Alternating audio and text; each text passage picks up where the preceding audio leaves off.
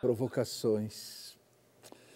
13 anos no ar, caminhando no incerto, idolatrando a dúvida.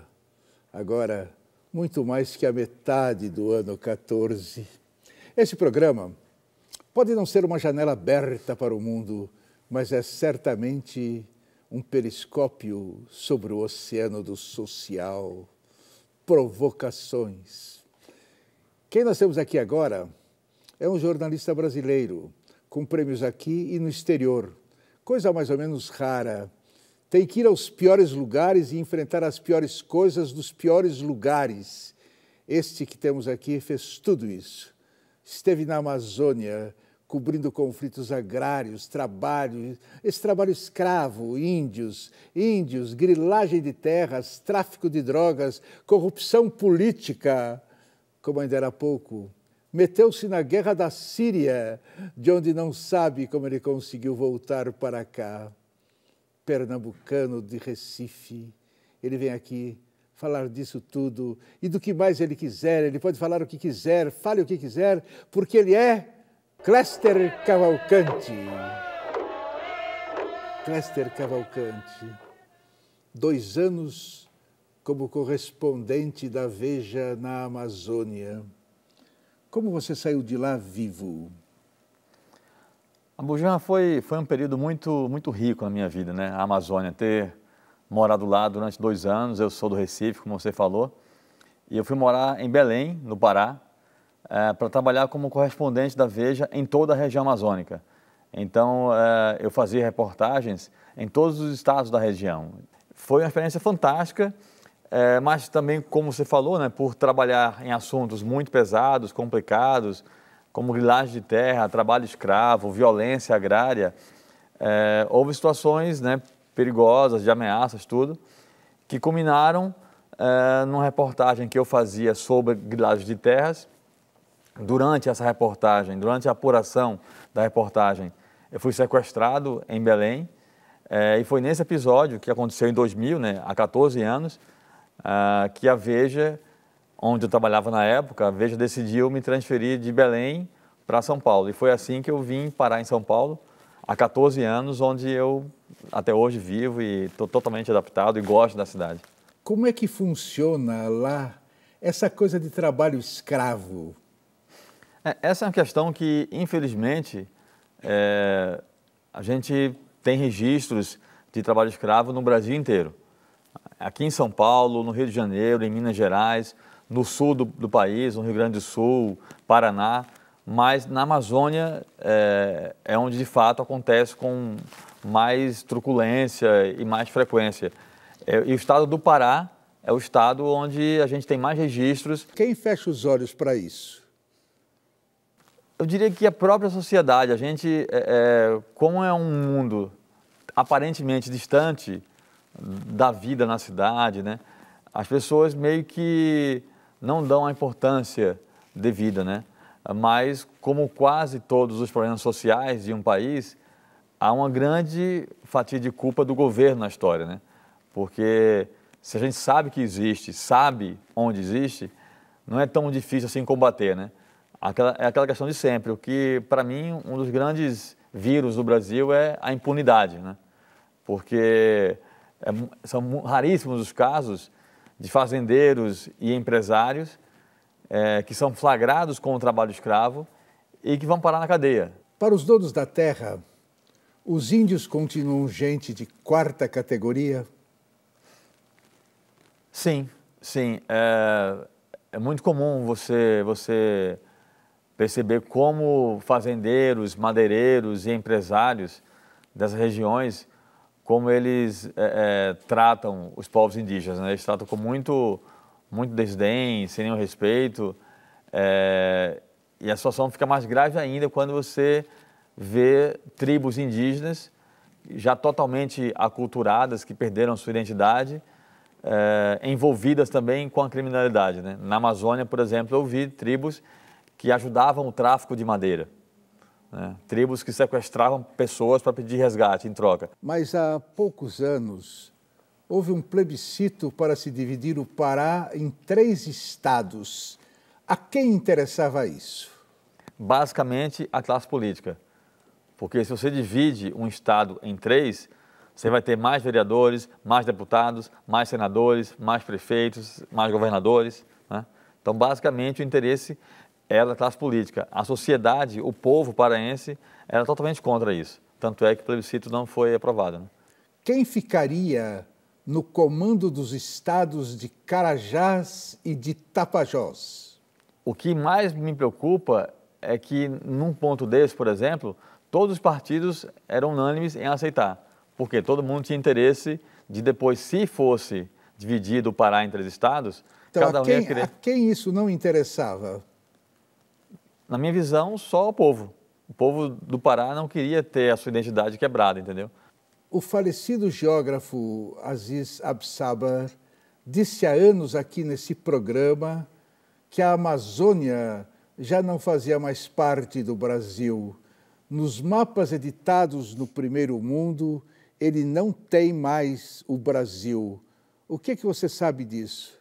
Quando essa história foi jogada na internet, eu fui apurar e eu descobri que não havia nenhum livro de geografia nos Estados Unidos, nem na Europa, que apontasse a Amazônia, como se dizia na época, como se fosse uma área de propriedade global. Essa foi a história jogada na internet, que alguns livros de geografia dos Estados Unidos mostravam a Amazônia e o Pantanal como áreas de propriedade global, que não pertenciam a nenhum país. Eu fui apurar essa história e não existe. Só que isso aí foi jogado na imprensa e saiu repercutindo e aí tomaram como verdade sem ninguém apurar. Mas assim, não existe isso.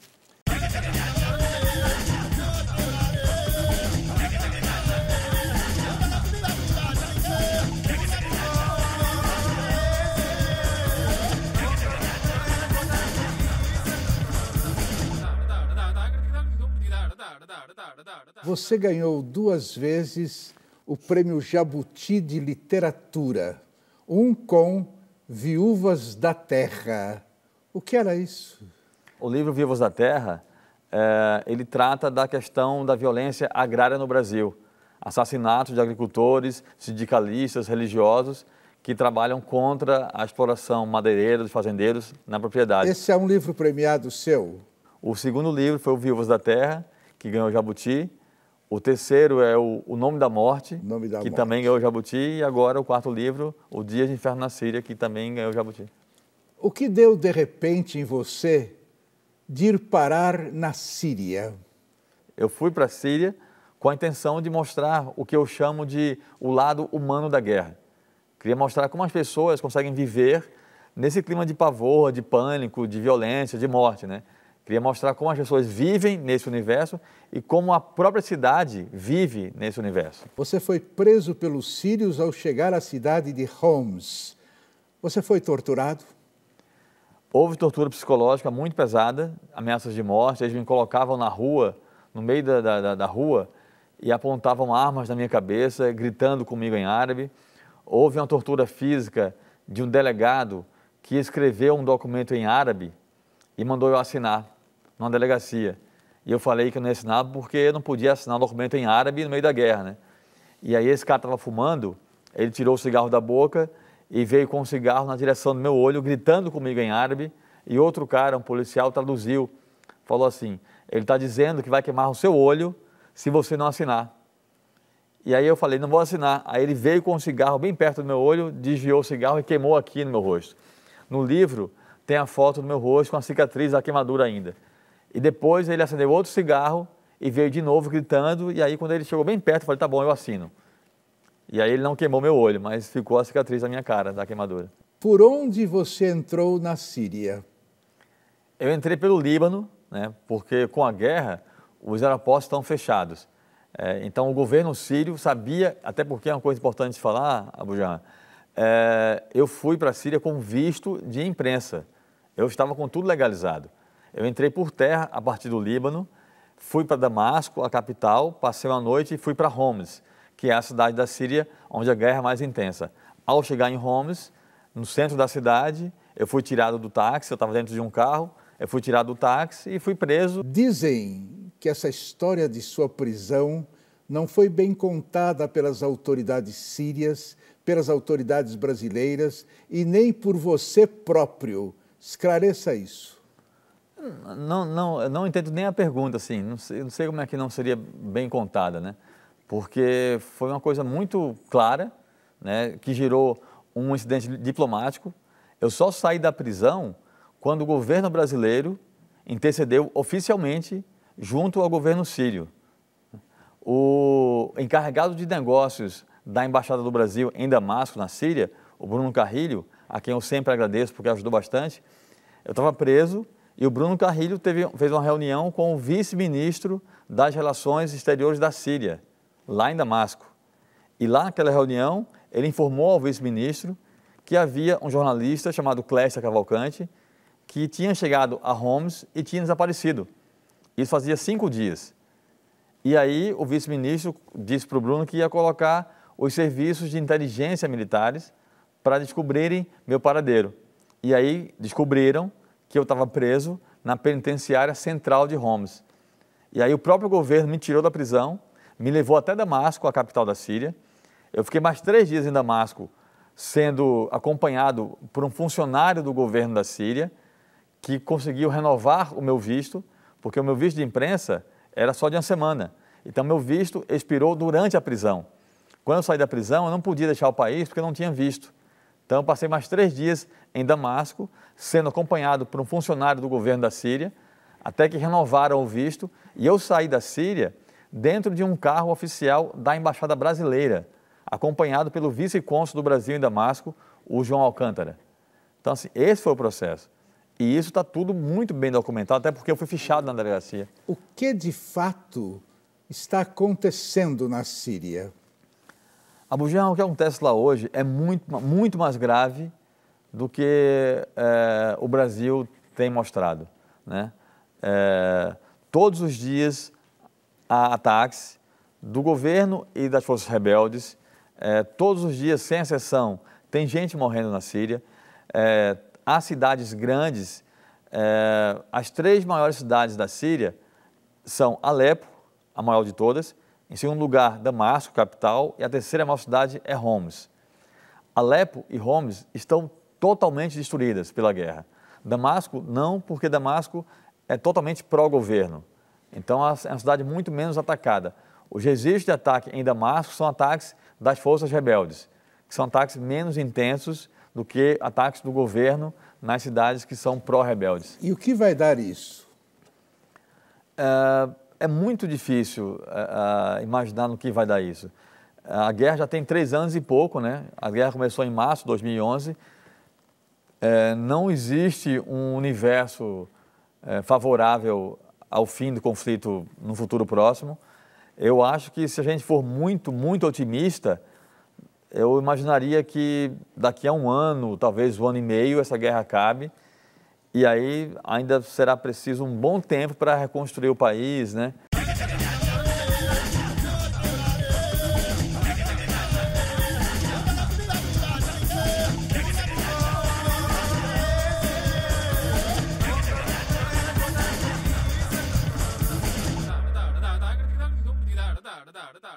Cléster Cavalcante, qual foi a maior transgressão que você praticou na vida jornalística? A maior transgressão, não sei, talvez, até para falar de um caso recente, talvez tenha sido na Síria, porque o visto de imprensa que o governo me deu era um visto legal, um visto de imprensa que dá a liberdade ao jornalista de realizar seu trabalho naquele país. Só que no visto, alguém do consulado do Brasil aqui em São Paulo escreveu à mão, né? Portanto, está manuscrito no meu visto, tem essa foto no livro também, uma frase em árabe e em português, dizendo assim: apresentar-se ao Ministério da Informação imediatamente após a chegada. Ou seja, o governo sírio me deu o visto, mas eles queriam que eu fosse ao ministério, lá em Damasco, assim que eu chegasse no país. Por que eles queriam isso? Porque se eu fosse ao ministério, eles iriam colocar um oficial deles para me acompanhar e não permitir que eu fosse aos locais da guerra, para eu mostrar só a vida em Damasco, que não tinha nenhum registro de guerra, muito leve. E eu não queria fazer isso. Eu não saí de São Paulo para a Síria para fazer o que o governo quisesse que eu fizesse. Então eu cheguei lá e não fui ao ministério. Essa transgressão, eu acho que foi o motivo da minha prisão em Homs. Agora, fala então na sua vida não jornalística. A maior transgressão? Não sei, cara. Eu sempre fui Eu gostei muito do que você leu no começo sobre o programa, quando você falou assim de idolatrar a dúvida. Eu gosto disso, sabe? Eu gosto de sempre valorizar a dúvida, sabe? As certezas são muito perigosas, eu acho, sabe? Jornalistas têm ética? Tem de ter, né? Tem de ter. Tem de ter. Para mim, assim, a minha ética é com a informação. Sabe assim, se eu tiver voltando à pergunta, se eu tiver de transgredir alguma coisa para conseguir a informação que eu acho necessária, imprescindível, eu vou tentar fazer. E os patrões dos jornalistas? Também tem de ter, né? Agora, uma coisa que eu digo sempre, Abujamra, é o seguinte, na minha cabeça, isso era muito claro desde a época de faculdade. Imprensa independente não existe, isso é um contrassenso, sabe assim, porque todo mundo, sem exceção, todos os veículos de comunicação do mundo têm rabo preso com alguém. Rabo preso não é que dependa, mas assim, tem algum interesse pessoal, econômico, político, que vai impedir você de tocar naquele sujeito, de falar mal daquele outro cara, entendeu? Todos os veículos do mundo, seja um jornalzinho de bairro, ou seja a maior emissora de TV do mundo, vai ter alguém que você não pode bater, entendeu? Você é religioso? Eu sou evangélico. Fala um pouco mais da sua religião. Eu tive educação cristã, né? Minha família era da Igreja Batista, no Recife. Eu cresci na igreja, mas é aquela coisa de garoto que ia à igreja ao domingo porque a mãe levava, né? Mas só acho que aos meus 18, 19 anos foi que eu me conscientizei do que de fato eu queria, como seria a minha crença, como eu deveria agir de acordo com as minhas crenças.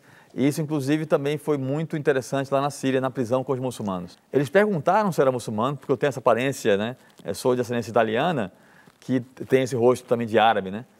E eles perguntaram se eu era muçulmano, numa cela, Abujamra. E eu falei, não, sou cristão. E ninguém foi violento comigo. Por outro lado, você vê registros de muçulmanos radicais, conservadores, né? Coisas absurdas, né? Como também a gente vê cristãos fazendo coisas absurdas. Me diga uma coisa, você mente? Claro. Quem diz que não mente, está mentindo. É impossível isso. Eu já vi essa pergunta aqui várias vezes e muitas pessoas falam, não, acabou de mentir. Todo mundo, sem exceção, mente. Me diga uma coisa, como é que você gostaria de morrer? Na Síria, Abujamra, houve um momento em que eu tive certeza que eu ia morrer, absoluta. E eu não fiquei em pânico, eu fiquei com medo, não queria morrer, mas eu senti muita paz, sabe assim? Eu falei, cara, eu vou morrer fazendo o que eu queria estar fazendo, onde eu queria estar, entendeu? Agora, e se ao morrer, você descobrir que o que existe lá em cima é apenas um enorme e silencioso nada? Se for depois da morte, eu acho que já foi, né? Fazer o quê? Não tem o que fazer, né? Que pergunta você gostaria que eu tivesse feito e eu não fiz? Eu acharia interessante falar um pouco sobre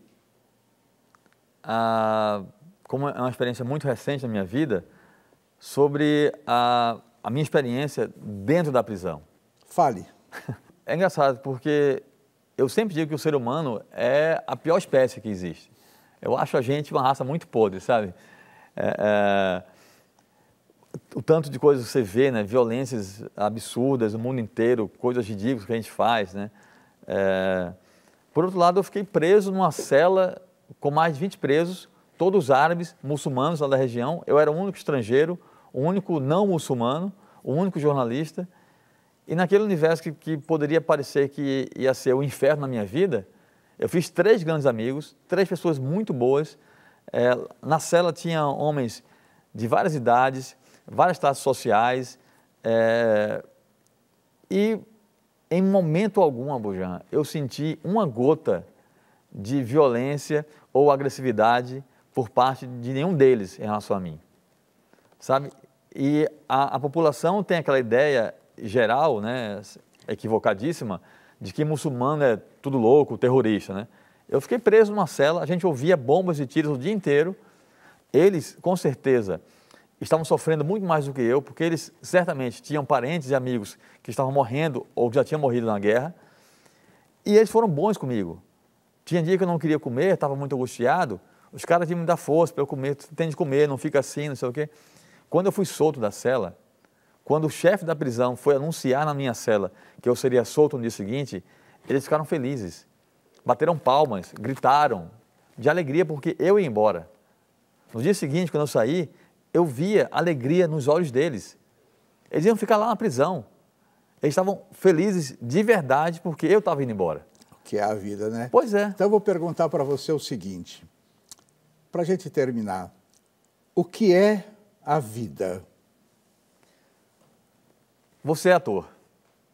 Existe uma palavra em inglês que é perfeita para o que eu acho do que é a vida, que é a palavra play, que serve para brincar, jogar, atuar.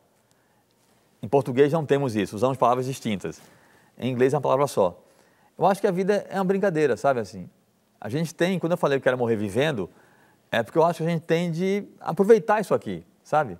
A gente tem de viver assim, e brincar não quer dizer avacalhar, não levar a sério. Brincar quer dizer isso, porque a vida é isso. Você joga, você atua, você brinca, né? Se você levar a vida muito a sério, sabe? Não vai ter graça nenhuma, vai ser um saco isso aqui.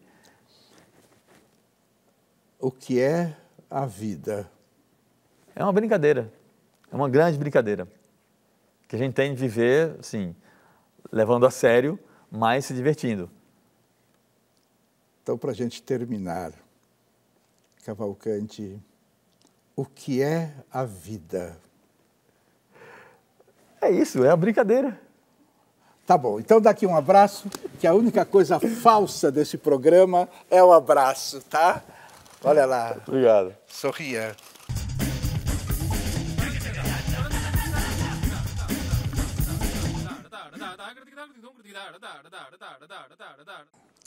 Todo aquele que se isolar da convivência política com as pessoas, por maior que seja a sua força e por mais válidas que sejam suas razões, estará renunciando ao poder, ou seja, estará se tornando impotente.